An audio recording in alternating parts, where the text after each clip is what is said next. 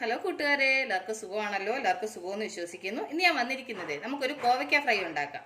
സിമ്പിളായിട്ട് ഉണ്ടാക്കാൻ പറ്റുന്ന കേട്ടോ. അപ്പം നമുക്കിത് എങ്ങനെ ഉണ്ടാക്കുന്നതെന്ന് നോക്കാം. അതിന് മുമ്പായിട്ട് എൻ്റെ കൂട്ടുകാർ ആദ്യമായിട്ടാണ് എൻ്റെ വീഡിയോ ചാനൽ കാണുന്നതെന്നുണ്ടെങ്കിൽ പ്ലീസ് എല്ലാവരും എൻ്റെ ചാനൽ സബ്സ്ക്രൈബ് ചെയ്യണം കേട്ടോ. സബ്സ്ക്രൈബ് ചെയ്യണം. അതുപോലെ തന്നെ ബെല്ലൈക്കൻ പ്രസ് ചെയ്തിട്ട് ഓളെന്ന് കൊടുത്താലേ ഞാൻ ഡെയിലി ഇടുന്ന വീഡിയോ നോട്ടിഫിക്കേഷൻ കിട്ടത്തുള്ളൂ. അപ്പോൾ നമുക്കിത് എങ്ങനെ ഉണ്ടാക്കുന്നത്, ഇതിന് വേണ്ടുന്ന സാധനങ്ങൾ എന്തൊക്കെയാണെന്ന് നോക്കാം.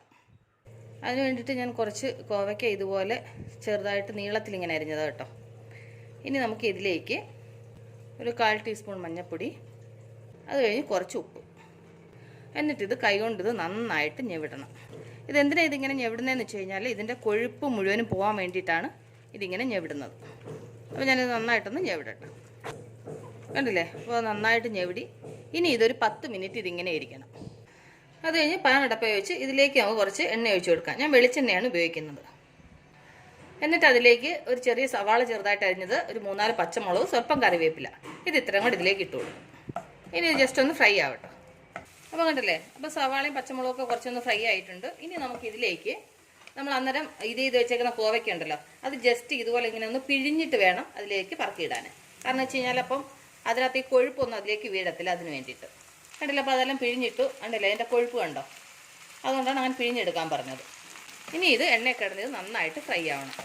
ഇത് നമ്മൾ കൊഴുപ്പിങ്ങനെ പിഴിഞ്ഞെടുത്തത് കൊണ്ട് ഇനി ഈ കോവയ്ക്ക തമ്മിൽ ഒട്ടത്തില്ല. ഇല്ലെങ്കിൽ നമ്മൾ കോവയ്ക്ക മെഴുക്കുവരട്ടി എടുക്കുമ്പോഴത്തേനും ഒരുമാതിരി ഒട്ടിയിട്ടിരിക്കുമല്ലോ. അപ്പോൾ ഇത് ഇങ്ങനെ നമ്മൾ ചെയ്യുന്നത് കൊണ്ട് കോവയ്ക്ക അങ്ങനെ വേറിട്ടിങ്ങനെ ഓരോന്നോരോന്ന് സെപ്പറേറ്റ് ആയിട്ട് കിടക്കും. കണ്ടില്ലേ? അപ്പോൾ അത് നന്നായിട്ട് ഫ്രൈ ആയിട്ടുണ്ട്. ആദ്യം നമ്മൾ ഉപ്പും മഞ്ഞൾപ്പൊടിയും കൂടെ ചേർത്തിട്ടാണ് നമ്മൾ ഇളക്കി വെച്ചത്. അതുകൊണ്ട് ഉപ്പ് നിങ്ങൾ നോക്കിയിട്ട് ആവശ്യത്തിന് ഉപ്പ് വേണമെങ്കിൽ ഉപ്പ് ചേർക്കണം. എനിക്കിപ്പോൾ കറക്റ്റായിട്ട് ഉപ്പുണ്ട്. പിന്നെ നമ്മൾ മഞ്ഞൾപ്പൊടി ആൾറെഡി ചേർത്തതുകൊണ്ട് ഇനി മഞ്ഞൾപ്പൊടിയുടെ ആവശ്യമില്ല. അത് കഴിഞ്ഞിട്ട് ലാസ്റ്റിൽ ഇതിനകത്ത് ചേർക്കാനുള്ളത് 1 ടീസ്പൂൺ മുളക് പൊടി.